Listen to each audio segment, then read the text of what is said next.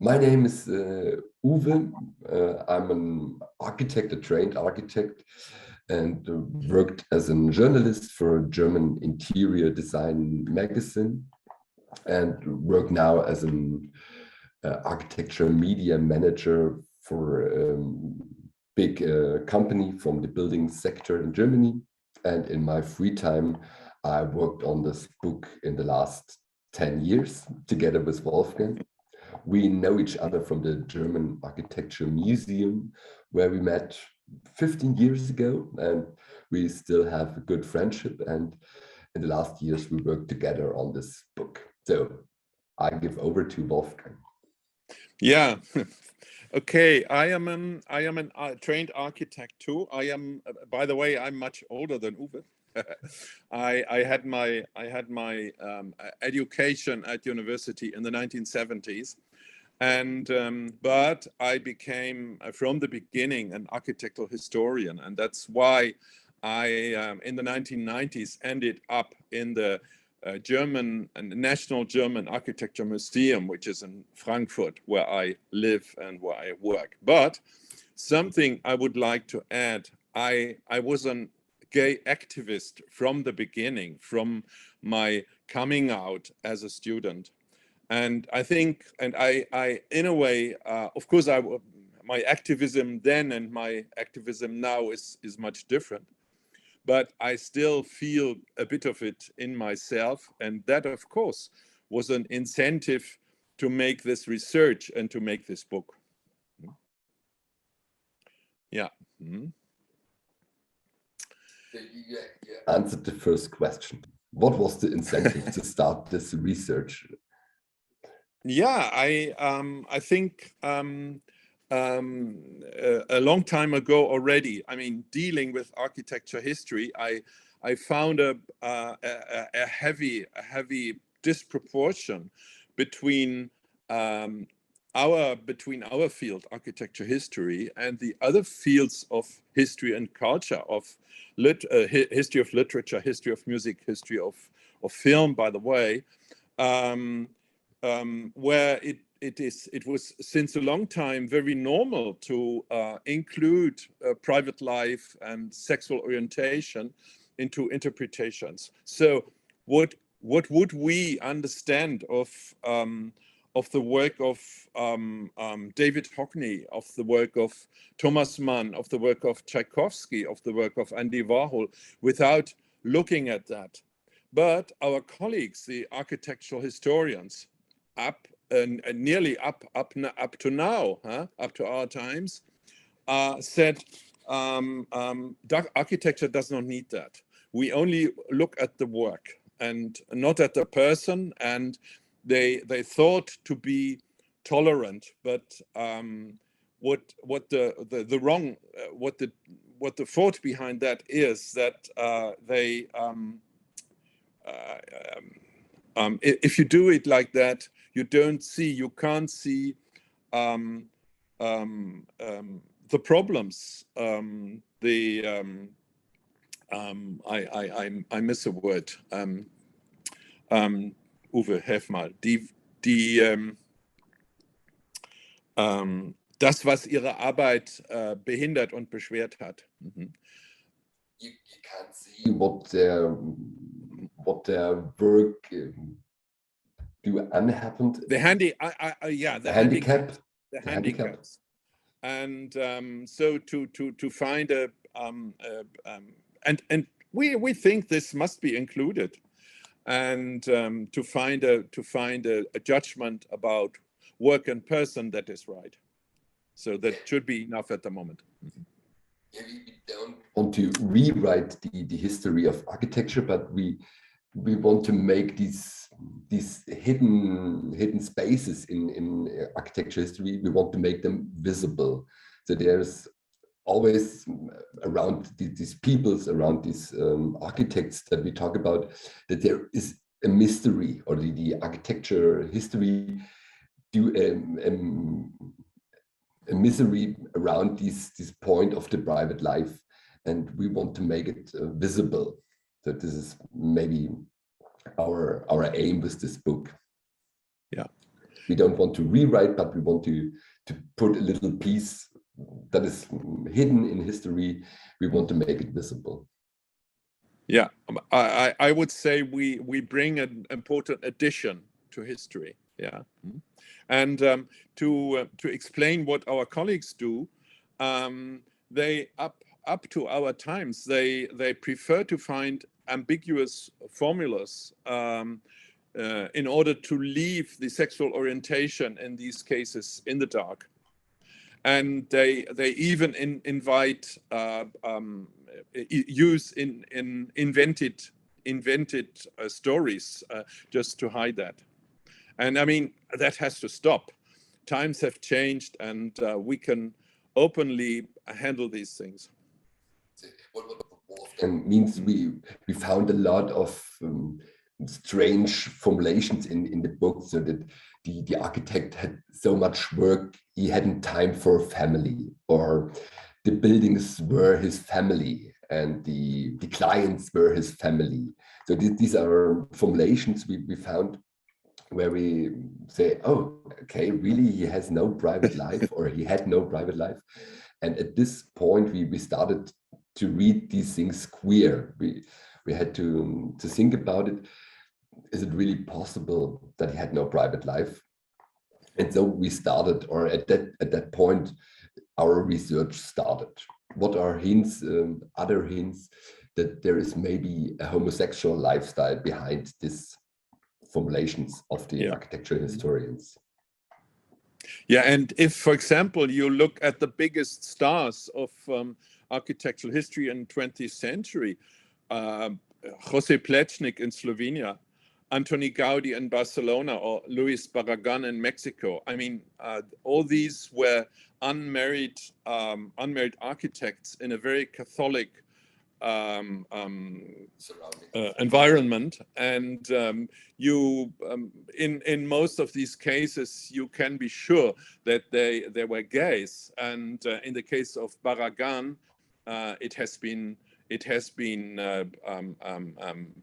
confirmed in the meantime. And you see, the colleagues try to save their heroes from an ugly sexual orientation, and we want to stop that, and we do. Yeah, in many cases, like this of Barragan, for example, there is no real evidence. There is no smoking gun, as we call it, that you can say, oh, there are photos or there are love letters to his lovers, but the facts that are in his life, that he was alone, that he was a single. When we look at his house, that there are hidden rooms in his house where he may be in a secret way, or where maybe his lover lived without that the people know it. So we look for these facts, or we look for this for possible evidences, and also we show this that we don't have the smoking guns, but that we have some presumptive evidences that we can talk about, and from there we can tell a history or a story. Yeah, I think in this moment we should explain how we organize the book. It is a collection of 24 biographies of people where we found of people from 18th century to 20th century, where we found this hidden, in most cases, hidden history behind the officially published or known biographies. And we found out, and we added also some other biographies in a shorter way. Otherwise, to work out that it would have needed one more year to publish a book, and we wanted to bring it out. And what we found in these lives were 5 strategies to survive under the conditions of times of persecution. We talk about persecution, right? Punishment. There were penal laws until the 1960s, 1970s in almost every country. I wanted to explain these strategies that we found out. I mean, we talk about history and we talk about bad history.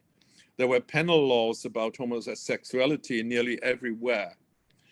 And architects, gay architects had to survive with that. So what were the strategies? First of all, the possibility, abstinence. You don't act as a homosexual, and so you are relatively secure. The second strategy, a perfect shielding of your private life. A third strategy, you marry. By marrying a woman, you receive a heteronormative facade. And the fourth strategy, you build a network that would help you in times of if a scandal appears or you have problems with the law. And the fifth strategy, this works more for very rich people, or for for the part of elite which is at power, and more in autocratic systems as in our world. You can do everything, but you have to evitate a scandal anyway. Yeah, a question that we got asked in the last months since the book is published, or the time we worked on it, is always comes this question up: is there a specific gay architecture? Or can you see from a building if the architect was gay? So this is for many people a very interesting question, and this idea came up from maybe from Susan Sontag's idea of camp, where she connected a certain lifestyle or a certain aesthetic with the homosexual. And so in this direction goes the question: is there a gay architectural style or something? And we say from the research, no. So you can't see from a building if it was a gay architect. Not in every case, but on the other side, you can see when you look at floor plans and when you look at maybe at certain interiors, you can better imagine, oh, there must be a gay architect, or there could have lived, or if you see a floor plan and there are no children rooms, only a master bedroom, the living floor is very open, you can imagine, oh, there lived a gay couple only, because it's not possible for a family to live there. So in some cases you can see it, but it's not a normative way that you can see from the outside of a building if it was a gay architect or something. So we don't want to talk about this topic. So it's the idea that you can see it. It's also the idea you can't see if it was a women architect or a black architect who did the space. This is a stupid idea, but in some cases you can see from the architecture, from the floor plans, if it maybe was an environment for a gay couple. So this is our answer to this question: if one can identify a space as gay or as queer architecture. Yeah. But in the I mean, Uwe, please.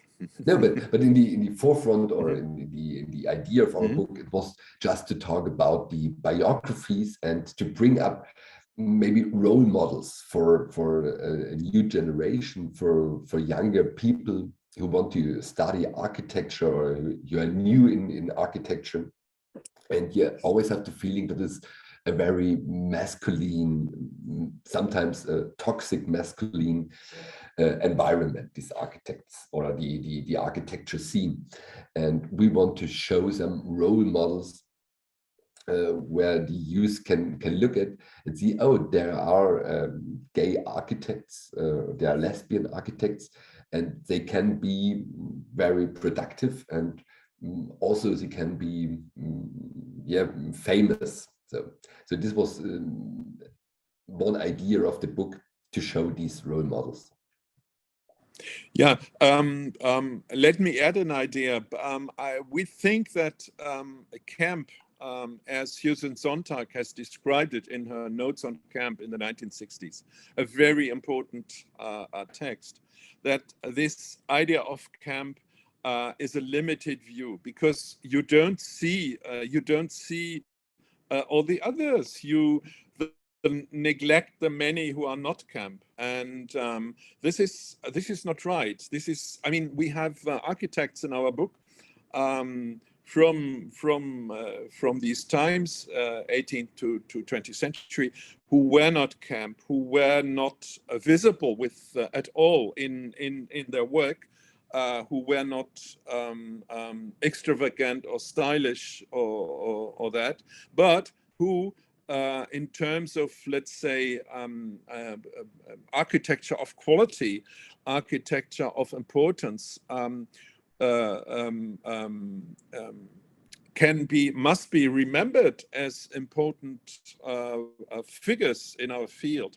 So camp means not to see all these, and that can't be. We did this book in German and in English, of course, and we want to close a gap with it.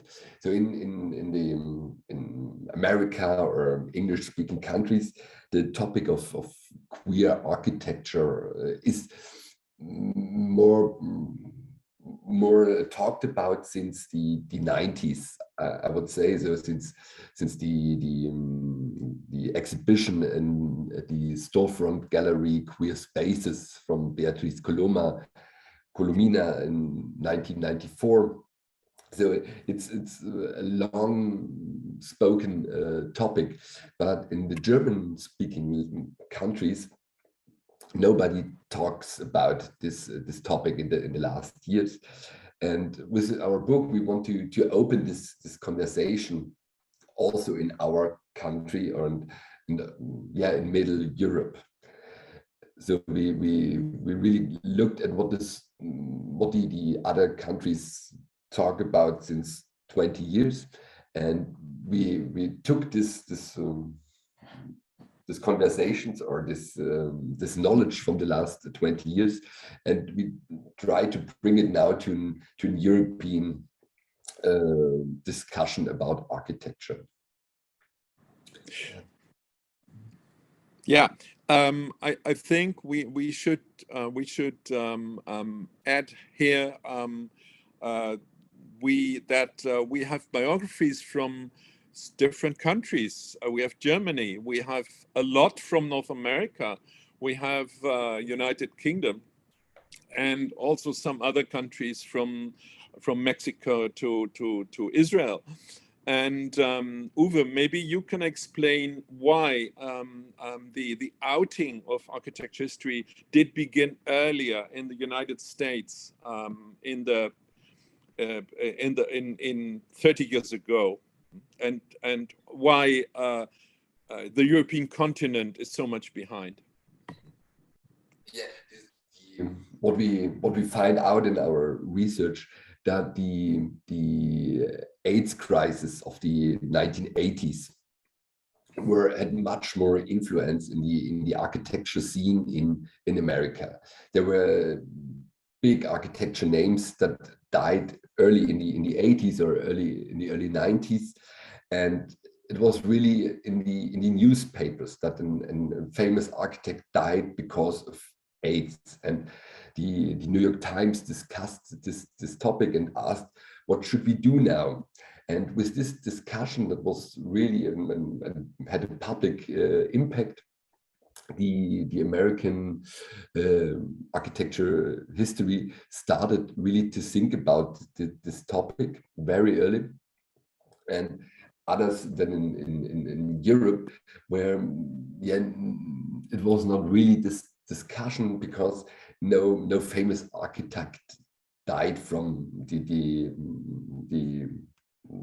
AIDS virus. And there was another way of discussion. And we found one architect from Germany who died in the early 90s. We know now that he died from AIDS, but in the official book that came out after his death, the authors only talk from an illness, from a short illness he died from. And so these nobody used the word AIDS, and so it was another discussion. And in these early times, it was clear when you have AIDS and when you died of AIDS, it was clear that you are gay or that you're a homosexual. So because these were the first vulnerable group in this time. And so in Europe, we don't have this loud conversation. And so the architectural historians start to look at this topic with 30 years, or we have to look at 30 years later than the Americans did. Yeah, I would say Uwe and we are proud of it. Yeah, we are the first ones who do this on the European continent in a systematic way. But we should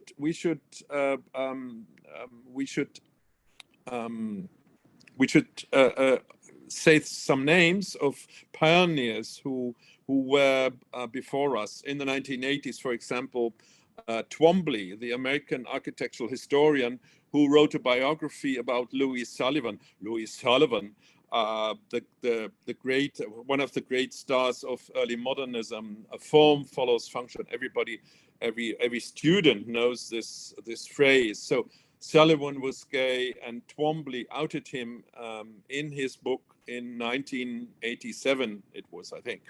And in the 1990s, there was Philip Johnson, maybe the richest architect of his time.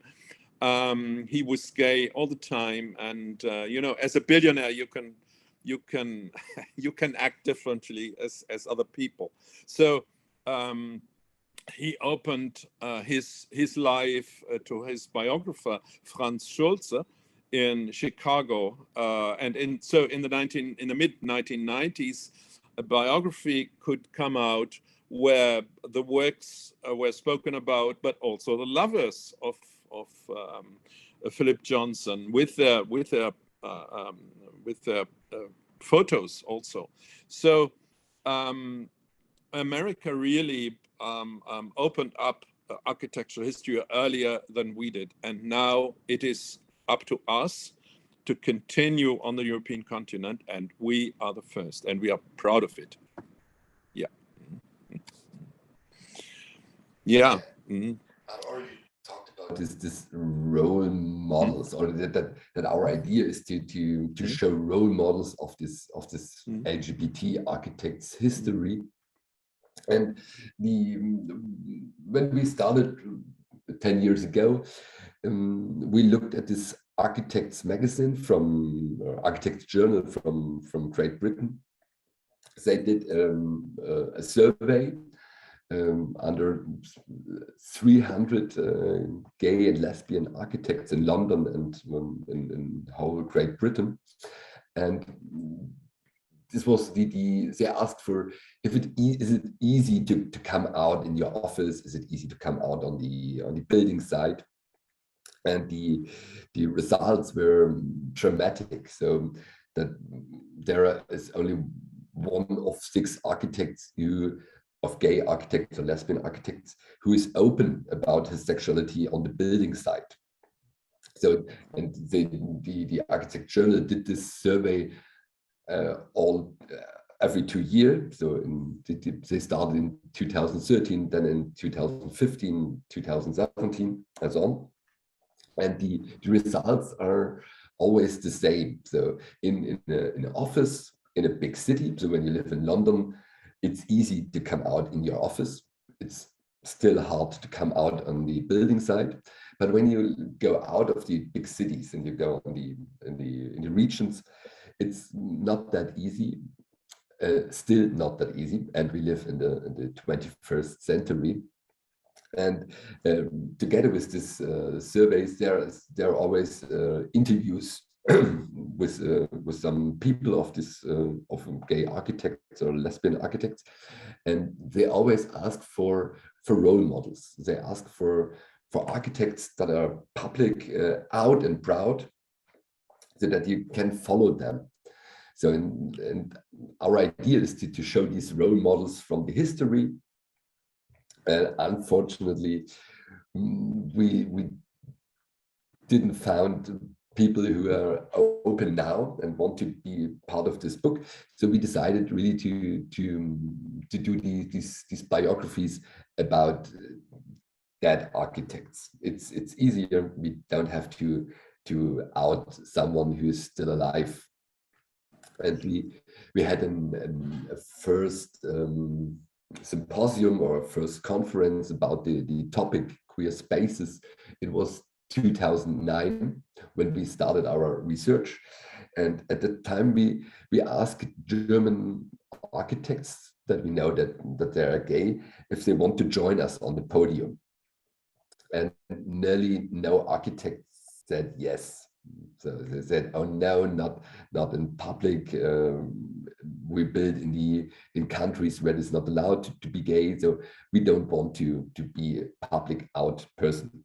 But as we see it's all in this Architect Journal interviews, we need them. We really need them for our students, that they can see, oh, okay, it's fine to be gay also in this toxic masculine architecture scene. Yeah, we have been asked why only men in your book? Why don't you look at women, at trans persons? That's not true. We looked at women too, and at trans persons, and we even have a trans architect from Germany from 20th century, and we have one lesbian woman. But the problem is that, I mean, imagine, please, that it is hard work to find out the gays, because everything was shielded and hidden, and the architectural historian colleagues did not tell us the truth if they were involved. And even much more difficult with the women, because women in Germany only were allowed to study architecture since 1908.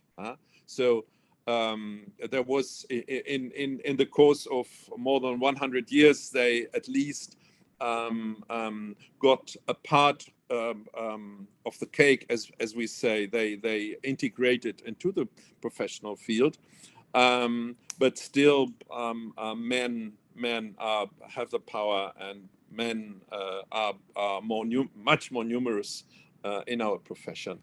So our book also wants to be an incentive for our female colleagues, for our lesbian colleagues, to work in their field and to find their historical role models. And at last, my last question I have on my sheet of paper is we also wanted to show architecture in our book. We don't we not only tell biographies, we also talk about architecture a little bit. and we talk about architecture that is we call it refugees or refuges, where the houses of the architects we talk about, what is when an architect built their own house, and what is special on these houses that gay architects build for themselves. And we've in a lot of the architects we speak about in the book build their own houses in hidden places where you can't look at. They really want to hide their private life, and it's fantastic how they managed it in different ways. So we have, for example, Paul Rudolph, who lives in the middle of New York, and he built an apartment on top of a brownstone house in Manhattan. But in the apartment that goes over 4 floors, he hid a second apartment in his own apartment, where lives his boyfriend over many years. Or we have other architects that really build at the outskirts and really hidden behind hedges, so that you can't see the private life of the architect. So it's interesting. There are many examples in the book, of these refugiums, we call it in Germany, where you can hide your life from the public view. And there are many very interesting architectures, small houses, big houses, that we found that say a lot about the times and the pressure under where the architects had to live as gay architects. Yeah, in a way, we to the actual debate about queer spaces, which which works on visionary things and on present and future. We add a historical dimension, so we show queer spaces of the past, and I think this can help to go forward with all that. So, Amy, you have questions, maybe? I do. I just want to say thank you to both of you for speaking. You spoke with such conviction, and it was a really fascinating discussion between the two of you, and one which definitely needs to happen more often. And I'm glad that you've done the work and that your book has been published, because I think, especially amongst architecture students, it's such an important text. But I also just wanted to say that at the beginning, you mentioned that in your youth, you were an activist. And I think that I see this book as a piece of activism in itself, perhaps more specific to the world of architecture.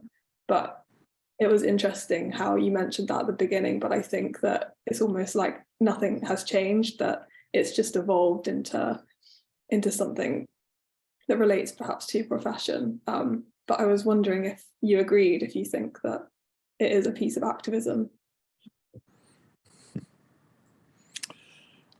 Well, I mean, if I look at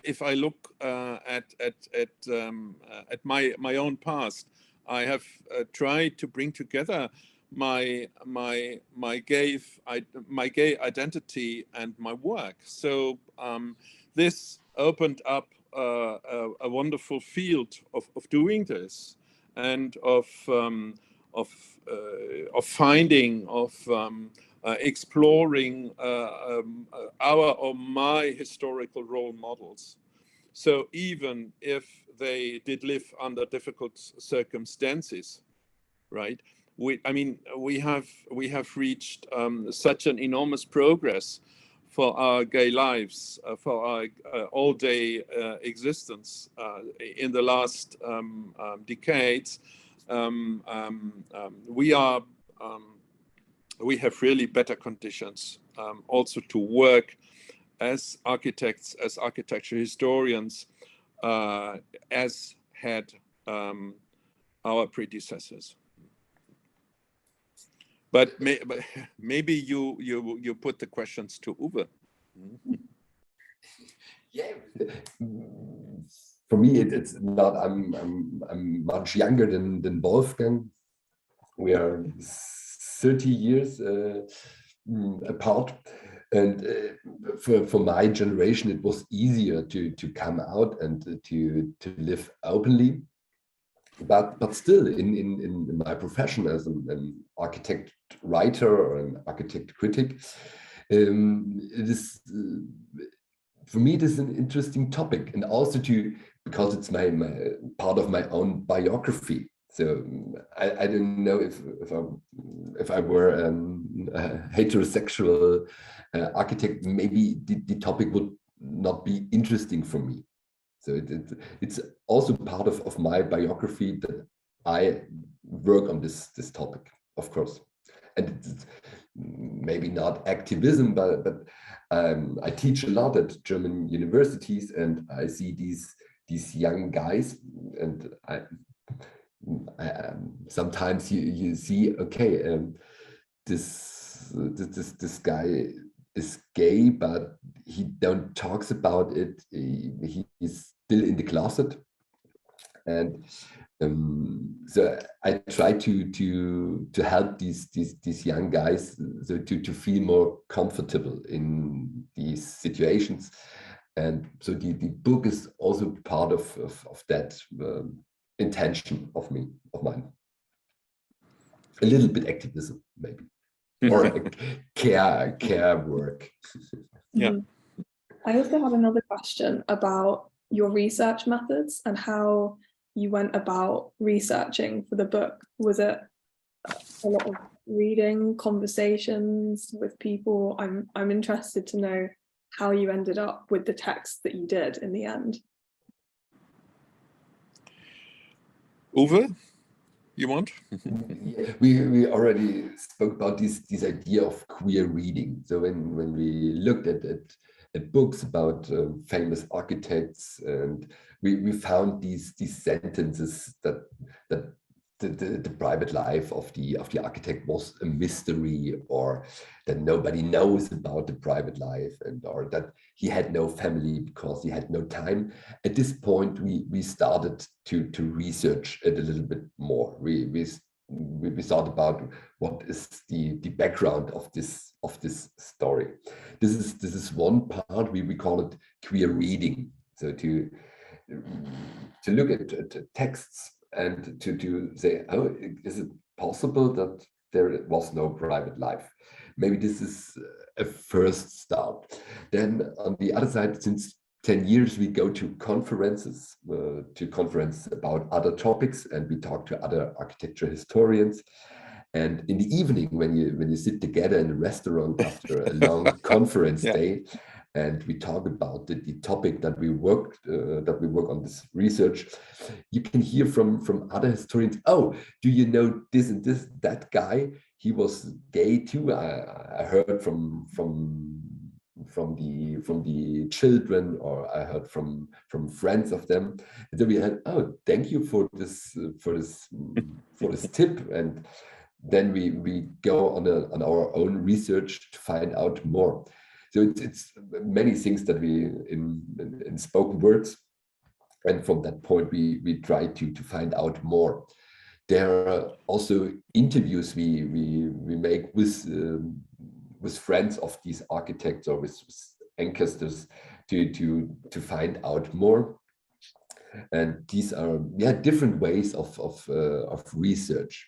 At the end, so it's an endless game. We will never find out all gay architects. So this is, our book shows, I think, 36 at the end, 36 biographies, but there are a lot more biographies that should be told. But in a scientific way, we should try to find out all names. But this is not possible because we don't have all the Quellen, all the sources. So we really have to find these, how it's called. We have to our research start when we get a hint somewhere, a hint in a book, or a hint from friends, a hint from architecture history. Yeah. Let me add one specific case. The first architect in our book from 18th century, who is presented by us. This was the architect Sonin in Hamburg. And whoever was in Hamburg has seen the big church from Baroque times. And he was the architect. He was the most important architect of his time in Hamburg.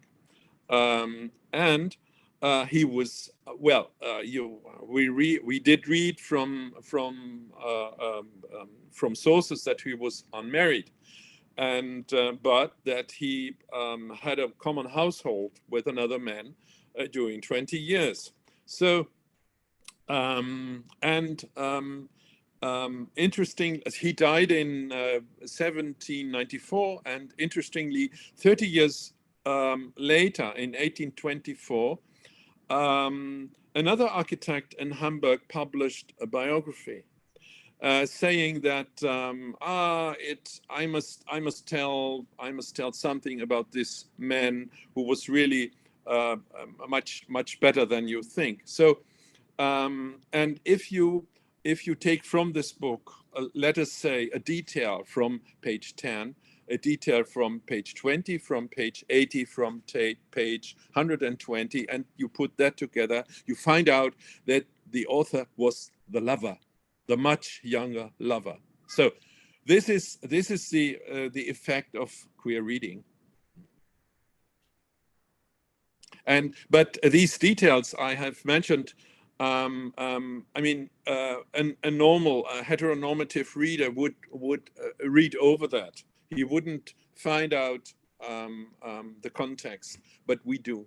We can do, because I mean, yeah, because we are gay architects, and we look at it with another eye. Mm-hmm.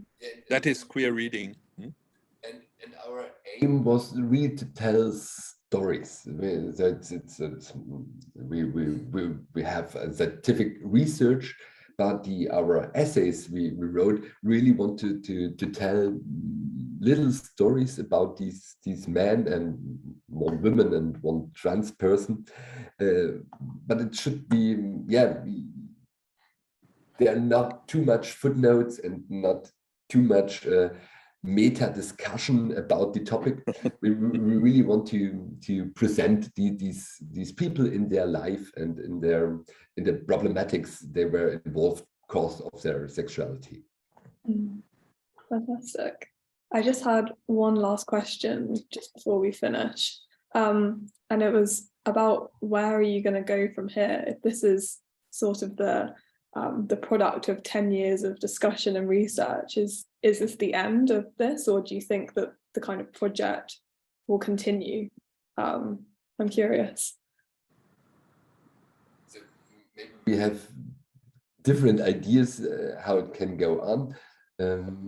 My next idea would be to talk to still living gay architects that are still there, and you can't write a story about them. You have to interview them, and I work on it at the moment, or from time to time. Every time I meet someone, I do a little interview and ask them about their how they managed to come out, how they if they are open about their sexuality in their professional life.